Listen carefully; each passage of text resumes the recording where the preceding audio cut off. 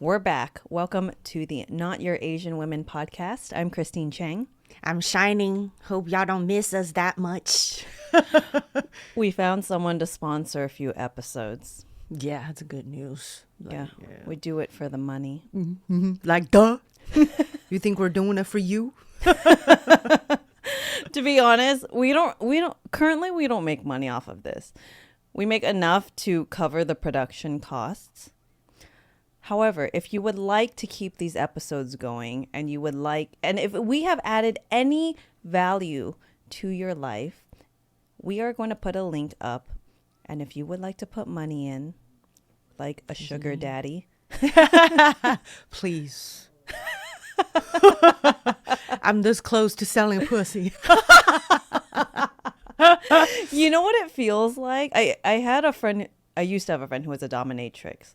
It feels like that. Like her clients would just want to give her money. It's almost like a financial abuse thing. Do you know what I'm talking about? Abuse me. Who's out there? Dang. Like you've been listening to us for a while now. You know I'm a comedian, and there's no fucking money in comedy at all. Even the biggest ones, unless you're the Andrew Schultz, where you have your personal podcast and you have your own team and connection. But most of us don't make a dime at all. And I know a lot of great comedians been doing this for like decades, and they're struggling.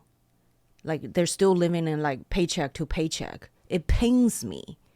Like they're like really funny and they can work up a room and it's just no money there. Why did you choose to do it?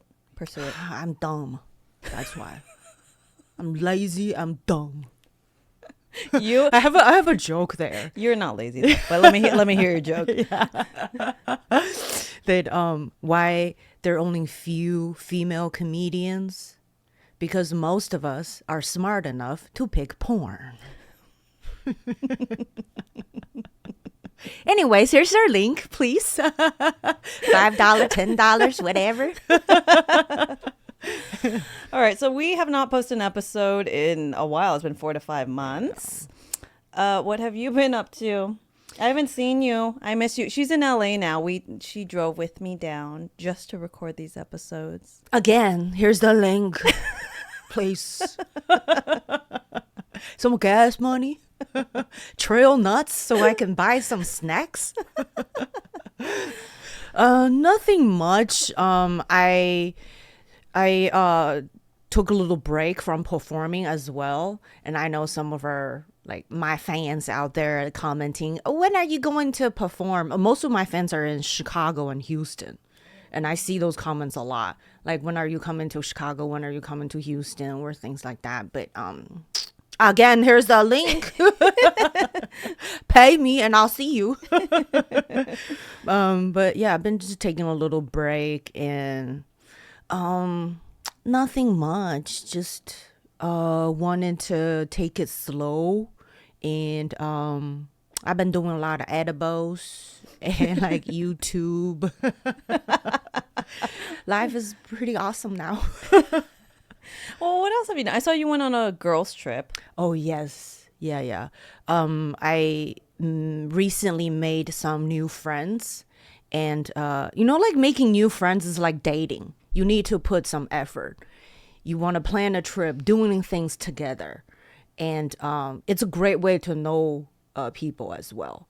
And then also, and you really know somebody when you're on a trip or like you go see them. You think you know a person, and then until you go see their house and you're like, oh shit, like you're mentally just not there. Their house and travel, and there has to be challenges have to arise. You have to see them when they face challenges. Exactly. It's like dating.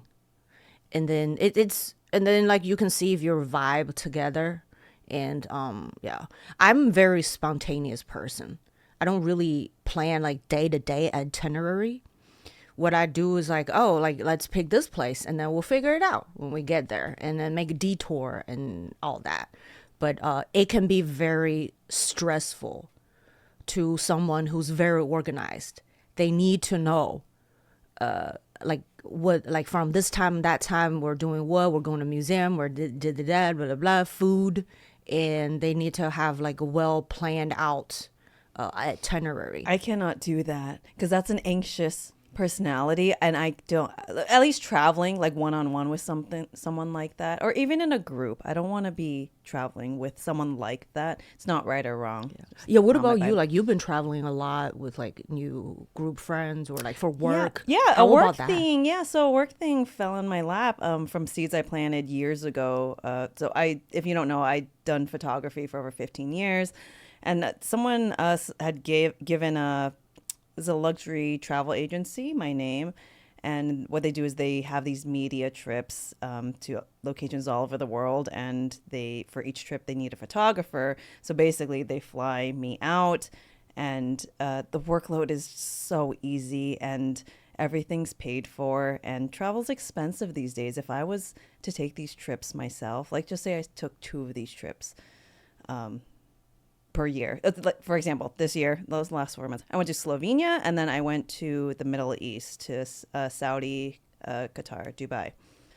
I would have to make myself before taxes over $100,000 to pay for these trips. It's luxury. It's like Michelin, cars come to pick you up. And I told Pete, I said, I'm going to become the snobbiest traveler, babe, because they're really, they plan everything. I think that's the real luxury to me, because in my life, I tend to take charge, and I'm always doing things. I don't have to plan a thing. The itinerary set every day, and I just show up and follow along. And that to me, I'm like, oh, it's so nice. And they're very thoughtful. And I say I'm not bougie, but I think my taste is kind of refined. Like, I like truffle tasting. I like 5-star like restaurants, and when they give you a purse chair, like a little stool to put your chair on, that's when I know I like this place. It's nice.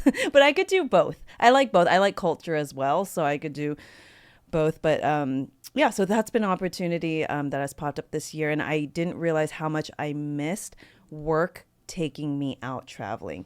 It's different when you make your own money and you have to plan it yourself. That was what I said I would do. Like, oh, I'll just do that, and then I could just be on my own schedule. But it's different. There's a romanticism to me when work brings you out. There's a natural rhythm where work's kind of intertwined with my life, and it's very expansive for me, and I'm very happy. And I forgot how much I missed that when I was doing destination weddings. So it kind of re-sparked that creativity and inspiration for me. So I've been working with them, and next year I'll continue to. It's basically my dream gigs. They give you a list of the destinations they're gonna go each year, African safaris, like exotic travel, and you rank them of which interests you. So for next year, I put all the safari, but the safaris are at the top because I've never been on one. They're very expensive, and I would rather work take me out. And I would be taking pictures anyways. I would do it for free. So that's been really nice. So I'm a lot more clear with work stuff, which is really a big relief for me because I like clarity. I feel more confident when I have clarity. And so I've been helping my dad out with proper boundaries. I figured that out. Before you move on, I have a question though. So like for these work travels and people that you travel with, probably your first time meeting them, did anyone that piss you off real bad? Yeah. Like how do you deal with that? It's a lot of personalities. So there's usually around 10 people on these trips. And yes, so how do I say this? What happened was, so just say it. Okay, so I want to continue working. True. So basically, the company that hires me, I'm working for them. I'm creating media content for them to use in their newsletters, social media. On the trip, there's also sponsorships, which is maybe it's the hotel group, restaurants, things like that. Adventure companies that take you out, like on the sand dunes and stuff, they all get mentioned in these posts, and travel advisors are on the trip. And what I think is amazing is that they bring their travel advisors out so they have actually been to these locations so that they could sell them better. Obviously, like you would like this, you wouldn't like this. So the travel advisors, sometimes I think it's a communication thing, because I think some people they think I'm on the trip to be their personal photographer. Get a picture of me here, get a picture of me here. And the ones I think that are a little more seasoned experience know, if it's your own personal content, you get it yourself on your phone. I'm not your personal photographer, and that changes the workload for me a lot. And also, I'm hired by the agency, not by you or not by the hotel, And so that is something that I learned just needs to be clear before, we hop on Zoom meetings and stuff before the trip, just to make it really clear, and just to not assume that everyone knows that. Some people just see like, oh, photographer, and it's fun. Of course, you'll take pictures. And I'm like, that's a lot more for me to edit. So how do you say that, like, professionally? Yeah. Because if it was with me, I'll be like, just make shit clear, okay? I'm not your personal photographer or assistant. Yes. You want me to take content for you? You pay me. Yes. So it was my first time encountering this. So I didn't know, because I didn't want to make anyone look bad. And some people, they notice. They're like, are you okay? Like, I'm going to go, I can call and call the office. And I said, I'm okay. They're like, you're handling this very gracefully, because I didn't want to be rude. But I noticed I started getting short with some people who were asking and didn't really know. And I think they understood by the end of the trip when they started seeing the way everyone was conducting themselves. But I didn't say it directly, saying like, hey, I'm hired with this company and I'm here for them. If it's your personal content, do it yourself. And I should have said that. And I could have. I think I was just unsure, because I didn't want to make anyone look bad. And so now I know going forward. And I talked to the person who hired me, just saying like, oh, for future trips, like this would be really helpful. And she apologized and she said, sorry about that. So going forward, I'll be more comfortable with it. But there was awkwardness on my side, and I did start to get like snappy. And I think the individuals understood the point, or maybe someone else said something to them, but it's just like, yeah, I'm not working for you. But photographers encounter this a lot, because I think a lot of people assume it's fun, like it's a hobby, family functions. Christine, why don't you bring your camera? Like, you should be taking pictures. Yeah. Would you ask your CPA family member to do your taxes for free? Like, it's work for us. And I think people, I don't think they mean bad, but they're just like, of course this is fun, because it's fun for them. It's not necessarily fun for me. It's work for me. Yeah. Yeah, same with a comedian too. Tell us, say something funny. Yeah, I know. Tell us a joke. Yeah. So one time I went out with a girlfriend, and we were just chatting at the bar, and somebody like eavesdropped on us and heard that I'm a comedian. And then he turned around and said, oh, tell me a joke. You're a comedian. Tell me a joke. And I looked at him and I said, you're fucking bald. What did he say? Well, he laughed. Okay, good. So, I mean, nervously or awkwardly, but yeah. And then also like I went on a meetup group, like a hiking group, and one of the girls is a psychiatrist. And when this guy, I guess recently went through a nasty divorce, and he just like snatched her like that's a free therapy session. And the whole time she was really professional. She's Asian, so we're raised with manners, and we're not snappy in public. And then so she was really like trying to politely answer his questions, but also like I received a vibe of, hey, leave me the fuck alone. I'm on this hiking trip. I need to be in silence. And he just kept talking and talking. So like I turned around, I stepped up and I said, any more questions, you gotta have to pay her now. And I mean, they laughed, but I was serious. It's true. Some people, I think, it's just an awareness thing. I have friends who are therapists and psychiatrists, and it's amazing. Of course, they listen, fantastic, and they give great feedback. But I always give a heads up. I said, I know you're not working right now. Like, we can talk about something else, and they'll tell me, like, no, tell me. But I'm sure they get it all the time. Yeah. Oh my God. Yeah.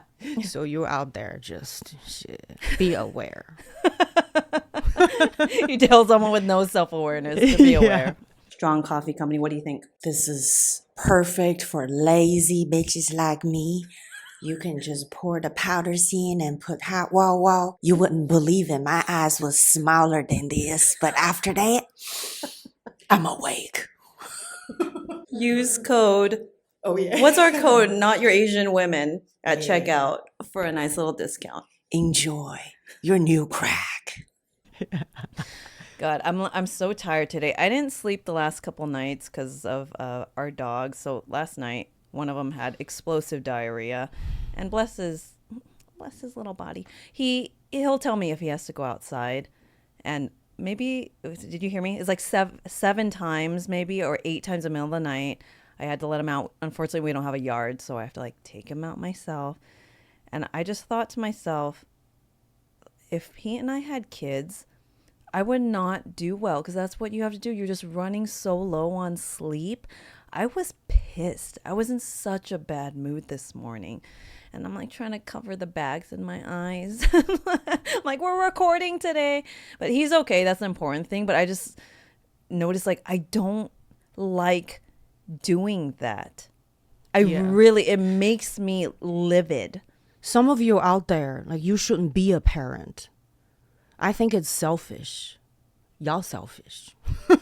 People won't admit that, though. Sometimes having kids is selfish. It's for it's you, like exactly you. like, what makes you think your genetics are so fucking special that you need to pass down? And then people like shame other like dog owners for like getting like a pure breed, like adoption and no buying. Why don't you? There are a lot of like kids out there that need a home. Yeah. Adopt. Yeah. Don't breed.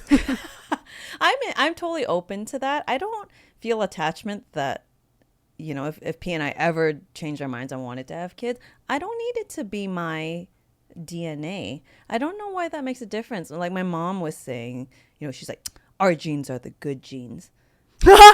I'm like, there's depression runs in the family. There's stuff, okay, but just to think, maybe they want it like similar. Like, I want you to look like me. I don't know. I never really, I don't look at, because my brother-in-law, they have kids, and I don't, because it's family, I have to pretend that I care sometimes. And when they just force a baby onto my lap, and I'm like, the fuck am I gonna do with this? That's another awareness thing. Some people think because you love kids or you love your kid that everyone does. It's not true. Just putting your kid in someone's lap or saying like, oh, you want Aunt Shining to read to you? Maybe she doesn't want her spend her time reading to your kid. That's exactly what happened this Thanksgiving. Oh my God. They forced me to read, and I was like, I'm on 5 milligrams. I ain't no shit. I can't read shit. Please take this away from me. And the thing is, like, when I'm with like people that don't know who type of personality I am, I will just be myself, and then they understand, oh, this isn't the energy to be with kids. So they'll get it. They'll never invite me again when there are a lot of kids around. Yeah, that's totally. And I've learned to do that more gracefully. My friend who's older, she taught me how. She says, yeah, like when they're pregnant, I just say it straight up, beforehand, like, hey, when the baby comes, I'm not interested to come over and look at your baby. And so there's no awkwardness, it's not. And if someone were to take offense to that, I don't think I would be close friends with them. Like, it's not personal. I have interests that you're probably not interested in, Yeah. Obviously. And then my niece, she's my family, of course. The way I love her is she's on my trust. How much more love am I going to show? That's the way I show love. People show love Set her differently. up for future financially great.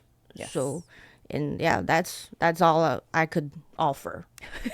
And I'll wait till she grows up and then mature enough to have a conversation. We're like, want to go party, or like get all dolled up. Yeah. But I can't do Little. ones because I have to constantly watch what I say, and I need to like just elevate my pitch a little bit, and I can't do that. You don't have to do that.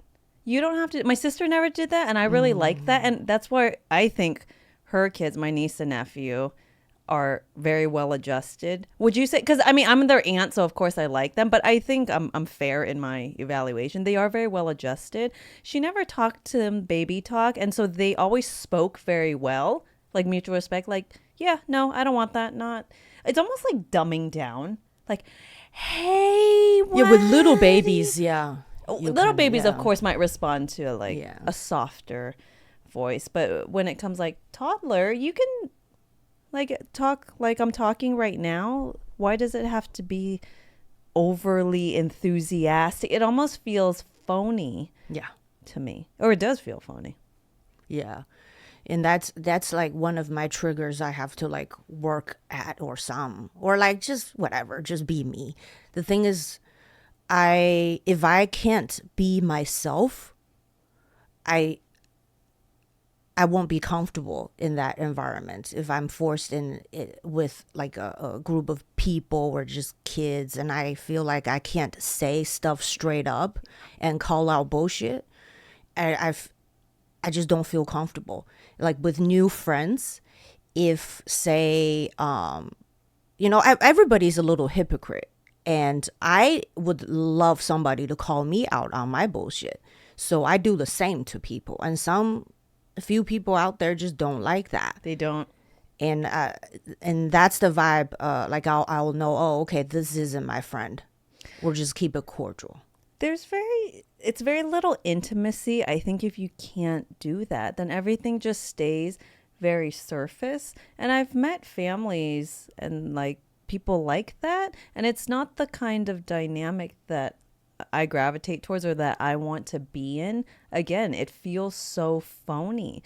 And yes, our family might fight and we might say some things that are quote unquote toxic, but I think the fighting and then being able to repair it, that to me is true intimacy, that you can go there, that you feel like you can go there, you can feel like you can react, and maybe it's not the most conscious moment for you, but the people see you for who you are instead of like I do a lot of personal growth and I've been in therapy and stuff. Like there is language that is healthy, right? And I try, everyone's just trying their best, but if it's just too calculated, it feels like a classroom or a script. Like, who are you? A script, yes. Yeah.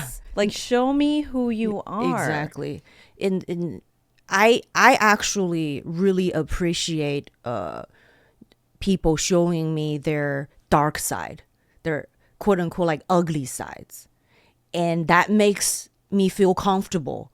It makes me feel like, oh, you are a real person.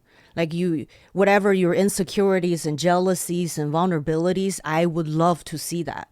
And yeah, I think that, like you said, it creates intimacy and tells me who you are as a real person instead of, that's why I don't fuck with nice people. You know what I'm saying? Like those type of people that always say the right thing, always act good, like preaching like, oh, kind, and like no fucking duh shit. But like, why are you saying something that's what we don't know?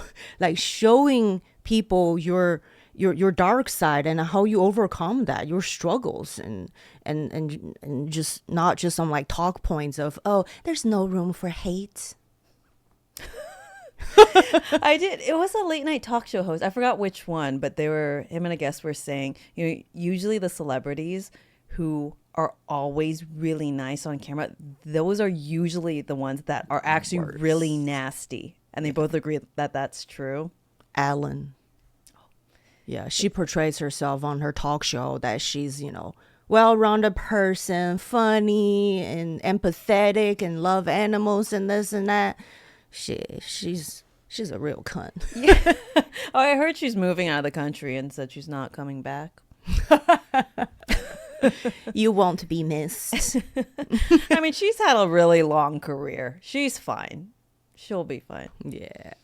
And that's crazy. Like her or whatever, like celebrities or like actors, it's crazy to me that people take themselves seriously like that.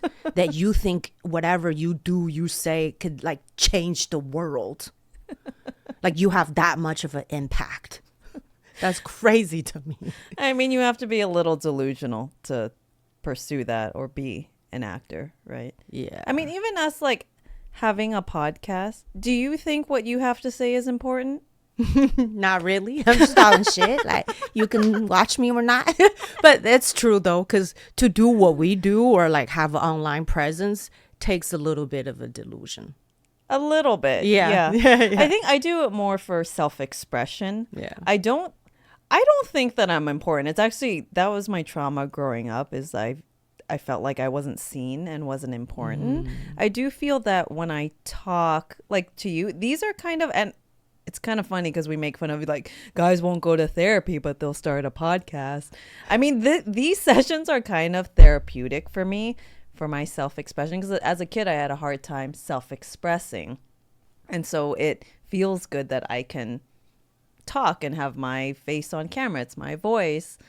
I also go to therapy though, so it's it's not just this. But I mean, that's why I do it. This is more, I do view this podcast.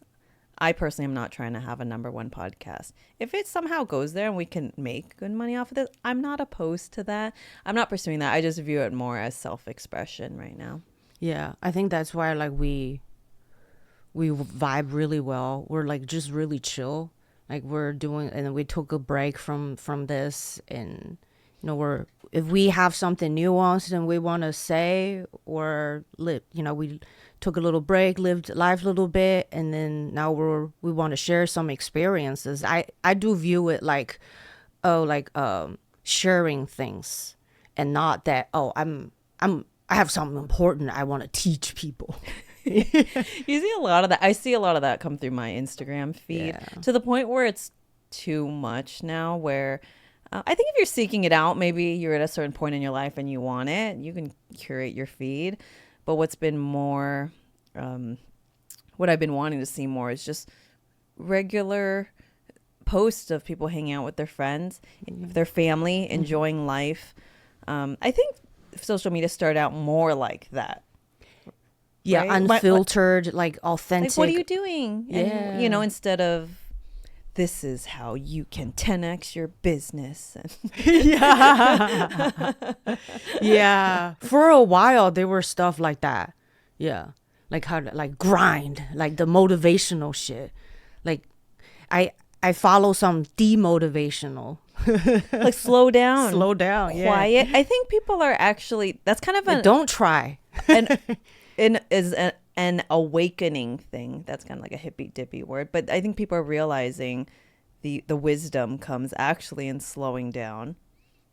If you can sit with yourself, quiet. Can you? Yeah, I can meditate for like 15 to 30 minutes easy. In sitting in a sauna actually like really helps. Anything that can take me away from the phone. The phone. Yo, that's a real addiction. It's real. Like, I typically don't have an addictive personality. I am addicted to my phone. And I know my nervous system, it has an impact on it. You know, if I don't have it, you just reach for it. Like in the line at the grocery store, I tend to like want to reach for it, and it's like crack. You need to like sniff it a little bit, and even though nobody texting you.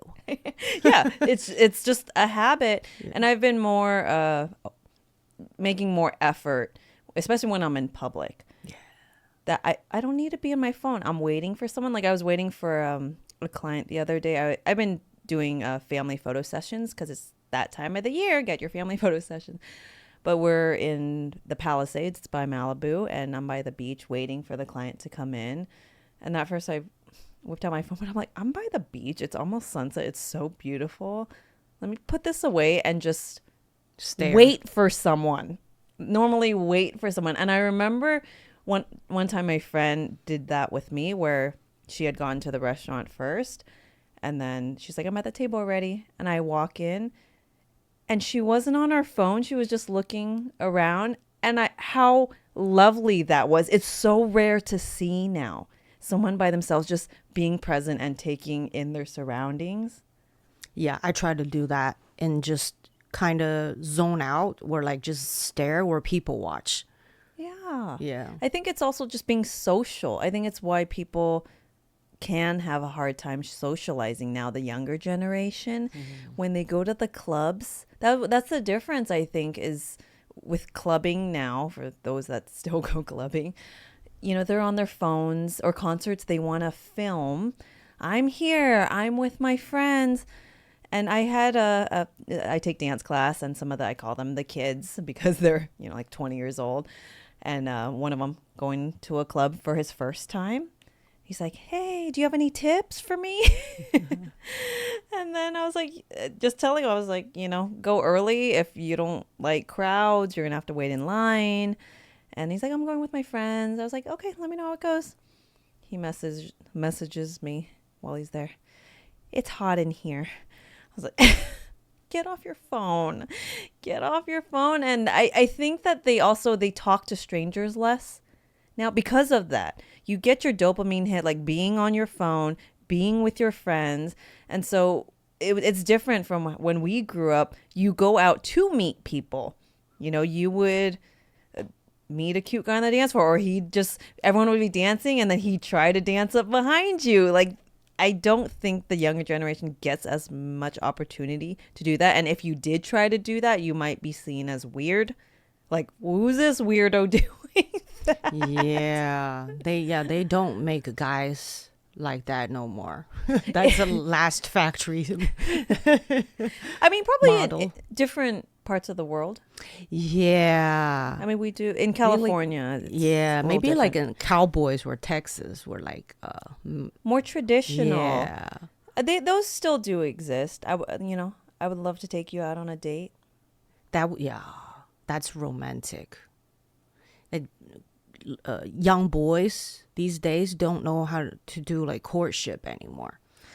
That's dying, but that's a separate episode in of itself, because I've heard from also the younger women, because some of them don't like it. They're uncomfortable. They don't like, if you call them, they'll get upset because they're so uncomfortable picking up the phone, or they're just not used to it. We text. Yeah. We hang out. That's We don't, true. if you say like, I'd love to take you on a date, maybe it's scary for them, or they're like, who's this nerd? It's just unfamiliar. They don't do things like that. And I had a friend who, her son's mid-20s now, but I think when he was getting out of high school, she was teaching him how to court women, like be direct, be clear, make sure she knows like it's a date. I want to take you on a date. And he said, Mom, like, we don't do that anymore. If I said that, people would like think it's so weird. It's literally we hang out in group settings, and if you like someone and you talk to them, it goes to kind of more hanging out. So it's just different. It's not as intentional. But he just said, if I do that, like, the girl's gonna look at me like you're a freaking weirdo. Creepy. Yeah, that's true. These like younger people don't talk on the phone. Like calling somebody is kind of perverted, creepy. It is. Oh, that's It is. crazy. But they do. I see some of my nieces and nephews. They're tweens. They'll FaceTime each other, but maybe it's they're really good friends. Mm-hmm.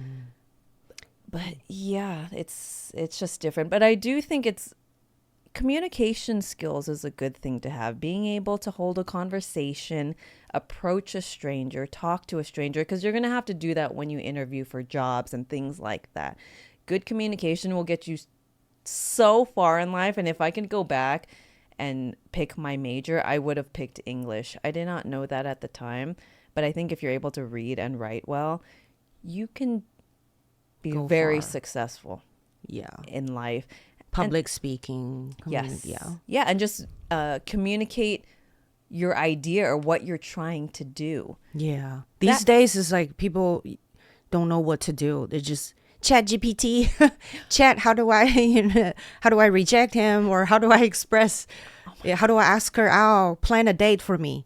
It's all chat GPT That now. scares me because you're not using your brain. I see my niece and nephew. Hey Google, how do you spell dessert? How do you spell desert? And it's easier, but I'm like, you're not using parts of your brain. It scares me. I'm scared for the future. Yeah. Shit, I'm scared for myself. Like, for sure, when social media was invented, I think my IQ kept dropping along these years. If they scan my brains, probably like near down. It definitely does have an impact on the brain. ADD, I'm positive it has a huge impact on attention span. Did you see that Australia made it illegal for teens under 16 to have social media? It's official. Oh, okay. I don't know how much it would work though. Right. I mean, of course. I mean, but it's like alcohol or Yeah. cigarettes. Yeah. Of course, there's still teens that are going to sneak it, or if their Sneak parents it, give like, them. let me sniff this illegally. But I think it'll make it at least less normalized. Yeah. Like you probably shouldn't be giving your 8-year-old kid an Instagram account. They don't need an Instagram account. Yeah, that's crazy. I can't imagine growing up these days with social media. It makes me sad because I think there's less romanticism. There's less of that gap of, when we would write letters. pen pal, yeah. Pen pal, you have different color pens. You could put stickers and you could fold it in cute ways and you would wait for a response. And now it's like, oh, I know what this person's doing. Oh, he read my text, but he didn't respond. It just collapses everything. Like, oh, I know what the friend group is doing. They're there without me. There's so many more layers of like mental health things and things to navigate. Yeah. Yeah, it's scary, but there's no way to fix that for sure.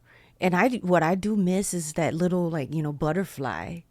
That, oh my God, I'm gonna wait for him to we're gonna meet next week. We're gonna go on a walk in the rain or something, and that Anticipation of possible connection or what it could be. Yeah, and just talk or walk side by side, and all of a sudden your hands touch by accident, and you're like, oh my God, enough to make you happy for a week. Yes. Yeah, That's the thing. And now it's just hooking up. Yes, to the point. Yeah, there was more time to experience that romanticism, or even if it's not even dating, just like travel. You haven't seen somewhere. You haven't seen a million pictures of it on Instagram that influencers have already posted. Yeah. So you get surprised and delighted more. I think phones, they just really suck the dopamine out too. And they say you really shouldn't, first thing in the morning especially, hop on your phone because it'll just drain your dopamine. So have you heard of dopamine detox? Yeah. Yeah, so it's kind of, if you watch porn, stop watching porn. Because if you watch a lot, You can't get hard no more. it desensitizes you. You Yeah. think back in the day, they had to go get magazines or you had to go to the store to get an actual VHS tape. It was less. Now it's over and over, and you have the full menu of what you can see. It can really, really mess with your dopamine levels and your erectile capabilities.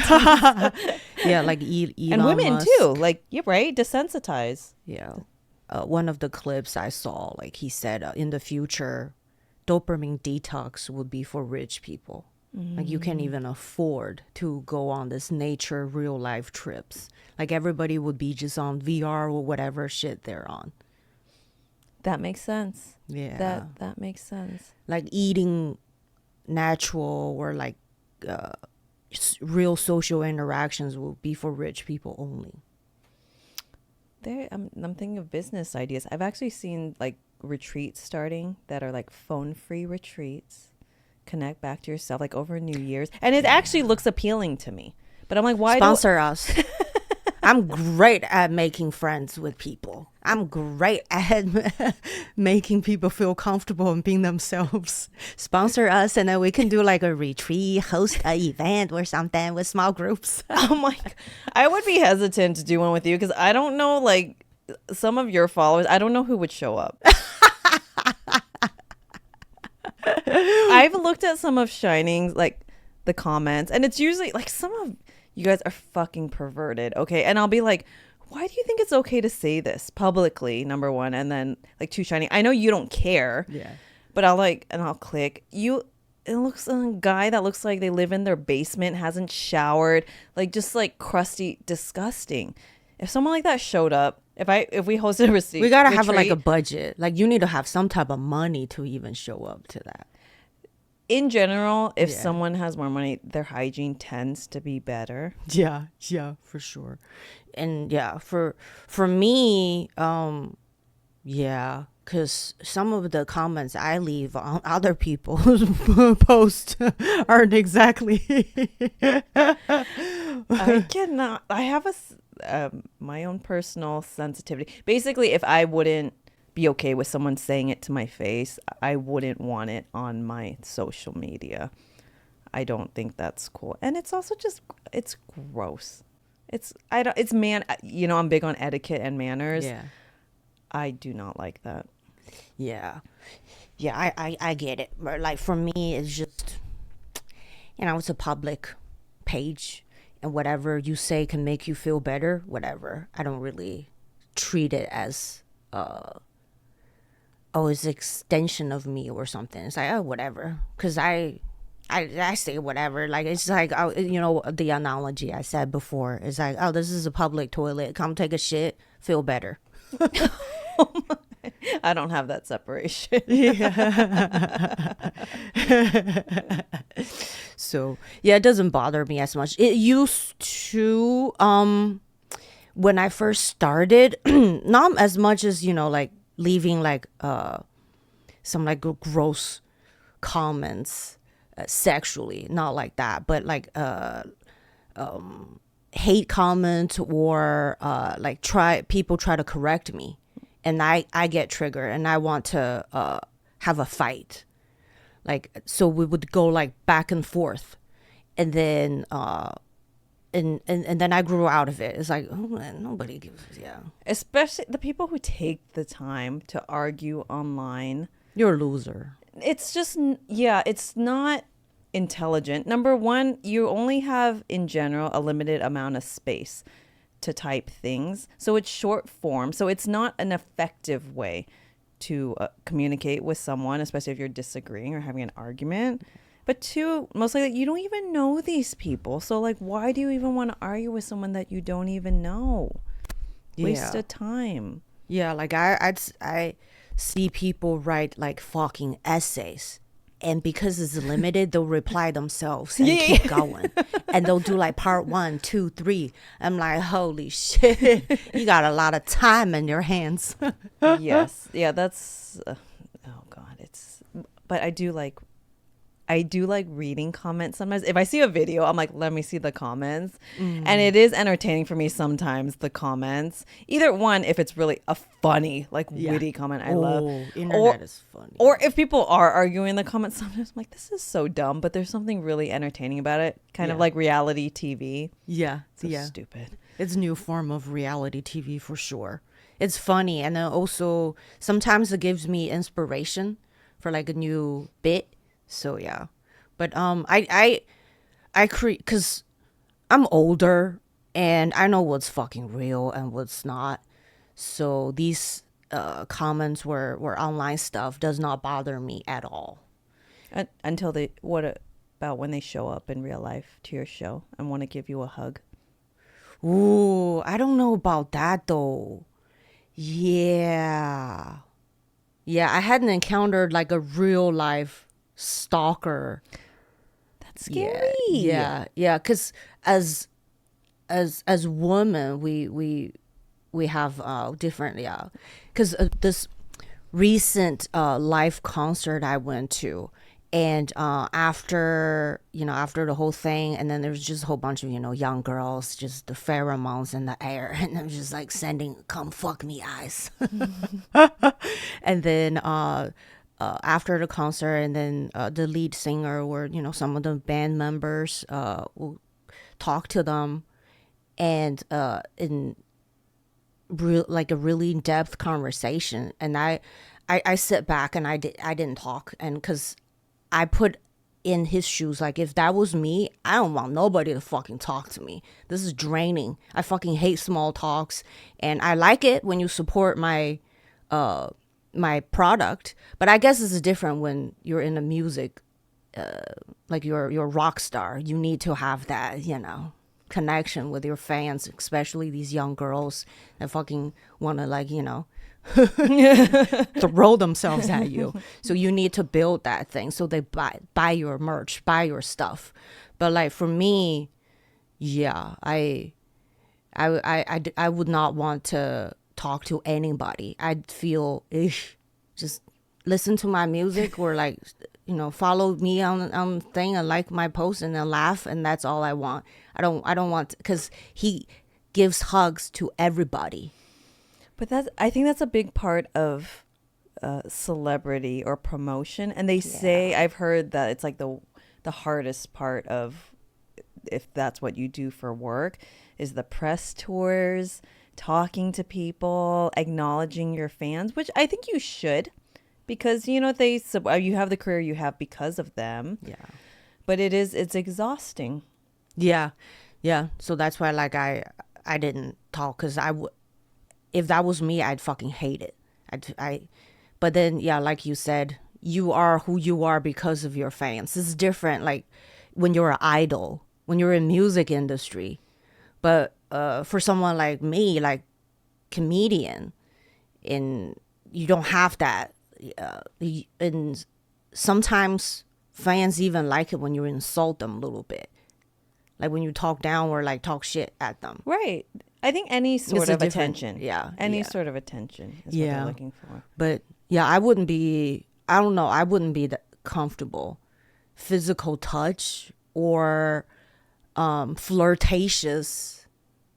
Giving them so that they buy your stuff. I don't think I would be comfortable with that. But anyways. But online you are, because apparently we have a link. yeah, that's what I'm saying. It's like, scratch that. I lied. If you enjoyed this episode, don't forget to like, subscribe, or share with your friends. Or you know what? Leave a comment. We love comments, whether they're good or bad. Haters, Please. We love you. help our algorithm.